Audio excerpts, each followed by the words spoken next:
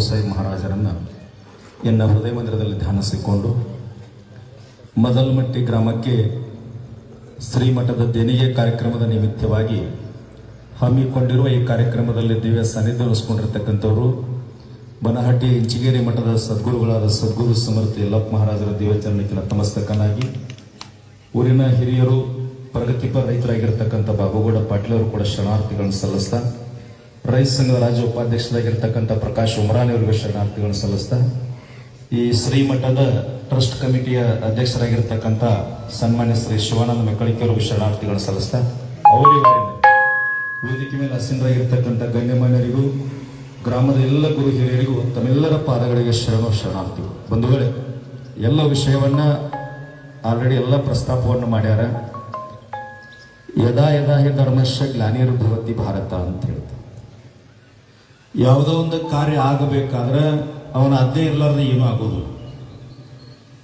ನಾನು ಗೌಡ್ರ ಮಠ ಕಟ್ಟುದಂದ ಕೂಡಲೇ ನಾ ಏನಂದಿದ್ದೆ, ಜನರ ಹತ್ರ ಪಟ್ಟಿ ಕೇಳಕ್ ಹೋದ ಕೂಡಲೇ ಹಣ ಕೇಳಿಕ್ ಬಂದ್ರಪ್ಪ ಅಂದ್ರಂದ್ರೆ ಅದು ನಮಗೊಂದು ಸ್ವಾಭಿಮಾನ ಕಾಡ್ತದ ಅಂತೇಳಿ ಗುರ್ಲಾಪುರ ಆದಾಗಿಂದ ಇವರೊಂದು 10 ಜನ ಶಿವಾನಂದ ಮೆಕ್ಕಳಿಕೆ ಸರ್, ಕೃಷ್ಣೇಗೌಡರು, ಇವರೆಲ್ಲ ನಮ್ಮ ಸುರೇಶ್ ಸರ್ ಎಲ್ಲರೂ ಒಂದು 20 ಜನ ತಿಂಬ್ರಿ ಪಟ್ಟಿ ಮಾಡೋಣ್ರಿ ಅಂತಂದಾಗ 6 ತಿಂಗಳು ಅವ್ರ ಮಾತೆ ಕಿಮ್ಮತ್ತ ಕೊಡ್ಲಿ. ಬೇಡಪ್ಪ, ನಮ್ಗೆ ಆರಾಮದ ಬಾಡಿಗೆ ಮನೆ ಅದ, ರಾಜ್ ತುಂಬ ಎಷ್ಟು ಮನಿ ಅದಾವ, ಎಲ್ಲ ಮನಿ ನಮ್ಮನ, ಎಲ್ಲ ಭಕ್ತರು ನಮ್ಮವರನ. ಅದ್ರೊಳಗೆ ನಮ್ಗೆ ಇಂಚಿಗೇರಿ ಸಂಪ್ರದಾಯ ಸರ್ ಧರ್ಮ ಜಾತಿ ಭೇದ ಇಲ್ಲ, ಎಲ್ಲ ಮನೆ ಊರಾಗಿನೂ ನಮ್ಮನ ಅಂತ ಹಿಂಗೆ ಹೊಟ್ಟಿದ್ದೇನೆ. ಅವರು ನಾವ್ ಹೇಳಿದ್ರೆ ಕೇಳಂಗಿಲ್ಲ ಅಂತೇಳಿ ಈ ನಾಡು ಕಂಡ ಅಪರೂಪದ ಪರಮ ಪೂಜರು ಮುಗುಳು ಕೂಡ ಶ್ರೀಗಳು, ಶ್ರೀಶೈಲ್ ಜಗದ್ಗುರು ಇಬ್ಬರು ಕಡೆ ನನಗೆ ತಾಕೀತ್ ಮಾಡಿಸಿರೋ, ನೀವ್ ಹಿಂಗ ತಿರುಗಾಡ್ಕೋತ ಹೊಂಟ್ರಿ ಮಾಡ್ರಿ ಅಂದ್ರ ನಾಳೆ ಸಂಘಟನೆ ಮಾಡಕ್ಕಾಗ್ಲಿ, ಅಧ್ಯಾತ್ಮ ಬೆಳೆಸಕ್ಕೆ ಒಂದು ಕೇಂದ್ರ ಬೇಕಂತೇಳಿ ಅವ್ರ ಕಡೆ ತಾಕೀತ್ ಮಾಡಿದಾಗ ಆತ್ರಿ ಅಂತಂದ್ರು. ಅಂತ ಎಲ್ಲರ ಕಡೆ ಪಟ್ಟಿ ಕೇಳಕ್ ಹೋಗೋದಾರ ಎಷ್ಟು ಕೇಳೋದು, ಭಾರ ಆಗ್ಬಾರ್ದು. 1008 ಇರ್ಲಿ, ಯಾರು ಪ್ರಗತಿಪರ ರೈತರು, ಹೆಚ್ಚು ಕಬ್ಬಿದ್ದವರು, ಶ್ರೀಮಂತರಿದ್ದವರು ಅವ್ರ ಭಕ್ತಿ ಅನುಸಾರವಾಗಿ ಅವ್ರು ನೀಡ್ಲಿ ಅಂತಂದ್ವಿ. ಅದಕ್ಕೆ ಒಪ್ಕೊಂಡಾಗ ಹಳ್ಳ್ಯಾಗ ಹೋದ ತಕ್ಷಣ ನಾವೊಂದು 2-3 ಮಾಡೋದು, ಇಲ್ಲದ್ರೆ ಬೇಡಪ್ಪ ಅಂತೇಳಿ ಮೊದಲನೇದಾಗಿ ನಾವು ಮುಧೋಳ ತಾಲೂಕಿನೊಳಗೆ ಹೋದ್ವಿ.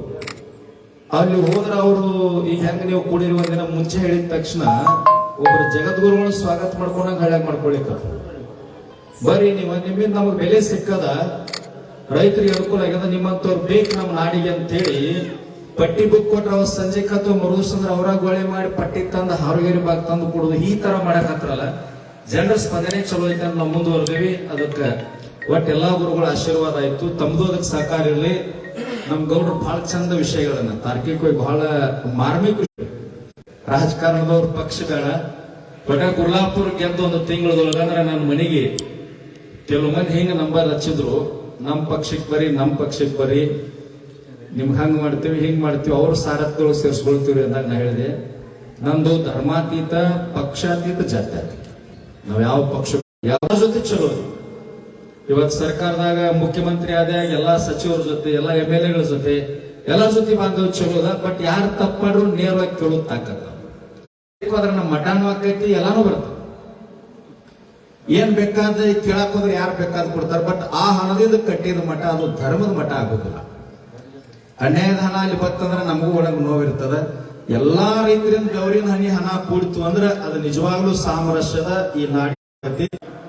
ಇದು ಗುರುಜಿ ಮಠ ಅಲ್ಪ ನನ್ನ ಮಠ ಅಂತಿರೋ ಪ್ರತಿಯೊಬ್ಬ ರೈತರೊಳಗೆ ಬರಬೇಕು ಅನ್ನೋ ವಿಶ್ವಾಸದಿಂದ ನಾವು ಹಳ್ಳಿಗೆ ಹೋಗಿ ಕನಿಷ್ಠ ಬಡವರನ, ಕನಿಷ್ಠ ಸಾಮಾನ್ಯ ರೈತನಾದ ಅವನ ಕಡೆ ಕೇಳೋಣ ಅಂತಕ್ಕಂಥ ವಿಚಾರ.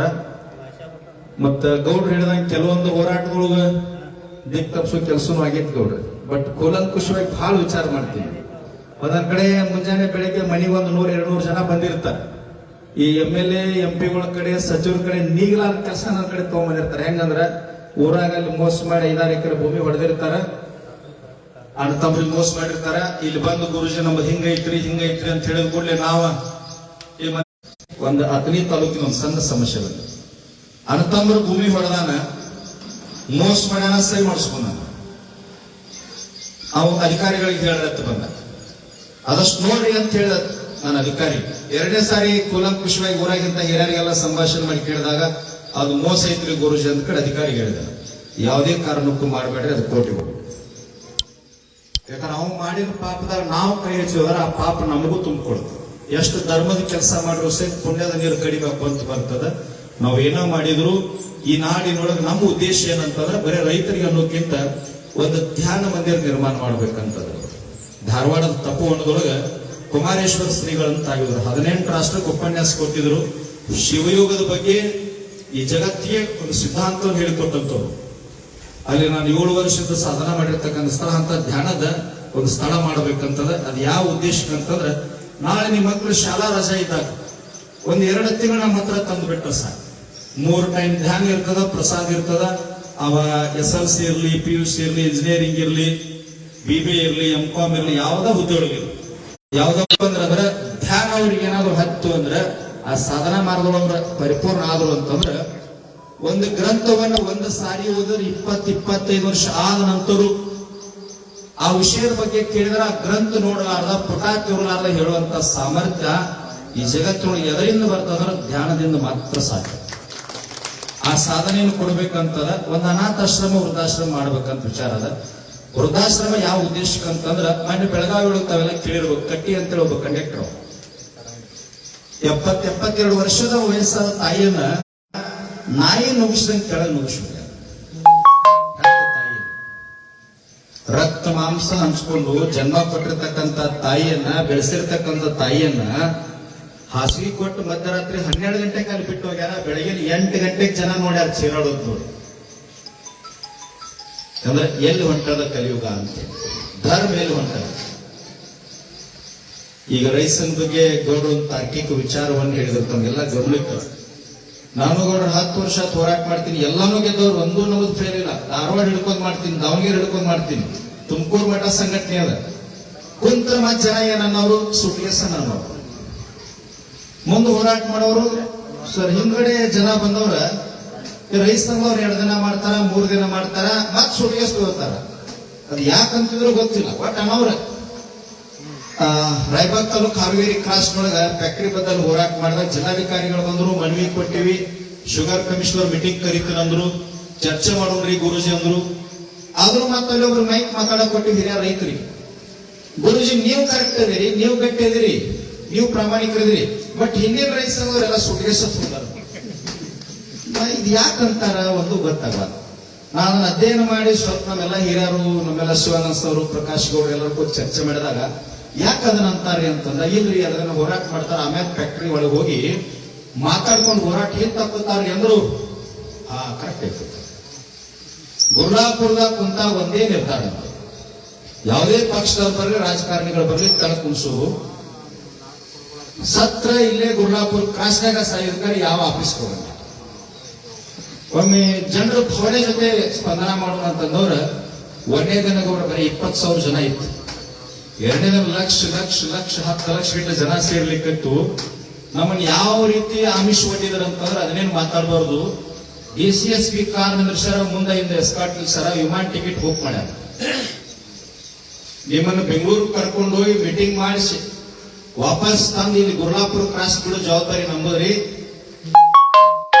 ಜವಾಬ್ದಾರಿ ತೋತು ಅಲ್ಲೇ ಬಿಲ್ಲಿಲ್ಲ, ಮುಖ್ಯಮಂತ್ರಿ ಜೊತೆ ಮಾತಾಡಕ್ಕಿರಿ ಅಂತಂದ್ರು. ನಾ ಏನ್ ಹೇಳಿದೆ, ಮುಖ್ಯಮಂತ್ರಿ ಜೊತೆ ಮಾತಾಡಕ್ ನಾವು ಅಲ್ಲಿ ಹೋಗುದಿಲ್ಲ, ಅದೇ ವಿಮಾನದೊಳಗೆ ಮುಖ್ಯಮಂತ್ರಿ ಬರ್ಲಿ. ಮತ ಹಾಕಿದವ್ರು ನಾವು, ಪಕ್ಷಾತೀತವಾಗಿ ಮತ ಹಾಕಿದವ್ರು ನಾವು, ನಮ್ಮ ಹತ್ರನ ಬರ್ಲಿಲ್ಲ. 10 ಲಕ್ಷ ಜನ ಅದಾರಲ್ಲ, ಇಲ್ಲೇ ಬರ್ಲಿ ಅಂತಂದಾಗ ಬಹಳ ಬಿಗಿಬಿ.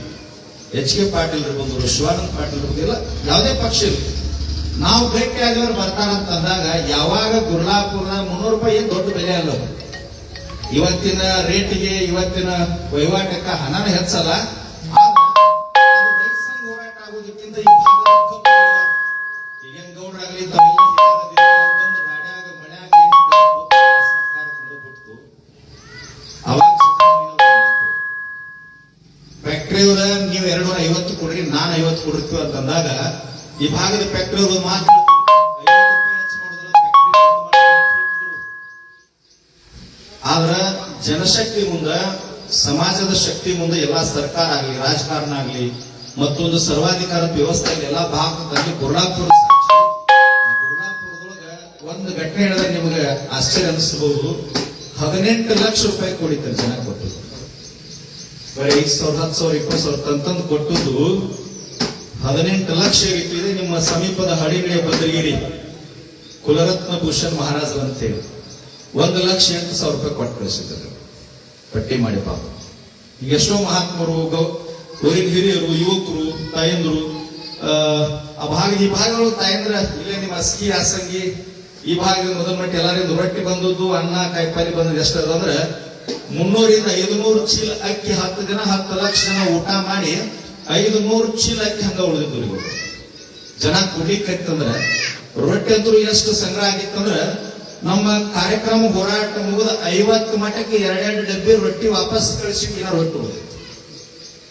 ಅಂದ್ರ ಜನ ಮನಸ್ಸು ಮಾಡ್ಬೇಕು. ಇದು ಹೆಂಗೆ ನೀವು ಸುಟ್ಕೇಸ್ ಅಂದ್ರಲ್ಲ ತೆಲಾಗಿಂದ ಅಳಿಕಿ, ಇದು ನಮ್ಮ ಹೋರಾಟಪ್ಪ, ನಮ್ಮ ಗುರುಜಿ, ನಮ್ಮ ಮಾತಾಡಿದ್ರಲ್ಲ ಹಂಗ ಇಡೀ ನಾಡಿನ ಉತ್ತರ ಕರ್ನಾಟಕ 10-12 ಜಿಲ್ಲೆಯಿಂದ ಕೆಲವು ಜನ ಗುರ್ಲಾಪುರ ಹೋರಾಟ ನೋಡಿ ಮಂಡ್ಯ ಮೈಸೂರಿಂದ ಆ ರೋಡ್ ಏನಾದ ಅಂತೇಳಿ ಗೂಗಲ್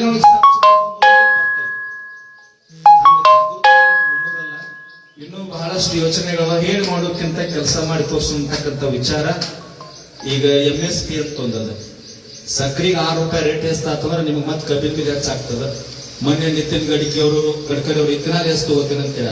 ಮಧ್ಯಪ್ರದೇಶ್, ಗುಜರಾತ್, UP ಮಾದರಿಯೊಳಗೆ ಏನಾದ್ರು ಇಥನಾಲ್ ಖರೀದಿ ಆದ್ರೆ ನಮ್ದು 4-5 ಸಾವಿರ ರೂಪಾಯಿ ಆಗೋದೇನ ಅನಿವಾರ್ಯ ಅಲ್ಲ, ನಿರೀಕ್ಷಿತ ಆಗೇ ಆಗ್ತದ.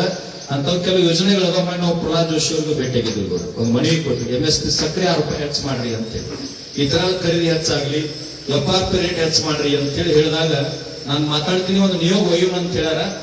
ಆ ರೀತಿ ನಿಯೋಗ ಏನಾದ್ರು ಹೋಗಾರ ಈ ಭಾಗದ ಉತ್ತರ ಕರ್ನಾಟಕದ ಒಂದು 20 ಜನ ಹೋಗಿ ಅಮಿತ್ ಶಾ ಅವರಿಗೆ, ಮೋದಿ ಅವರಿಗೆ, ಪ್ರಹ್ಲಾದ್ ಜೋಶಿ ಅವರಿಗೆ ಸ್ವಲ್ಪ ಮನವರಿಕೆ ಮಾಡಿಕೊಟ್ಟವ್ರು. ಇನ್ನೂ ಈ ಭಾಗದಲ್ಲಿ ಕಬ್ಬಿನ ರೇಟ್ ಹೆಚ್ಚಾಗ್ತದೆ. ಇದೊಂದೇ ಇಲ್ಲ, ಬಹಳಷ್ಟು ಯೋಚನೆಗಳವ. ಈಗ ನೋಡ್ರಿ, ಒಂದು ನೀರು ಬಾಟ್ಲಿ ಅದಕ್ಕೆ 10 ರೂಪಾಯಿ 20 ರೂಪಾಯಿ ರೇಟ್ ಅದ.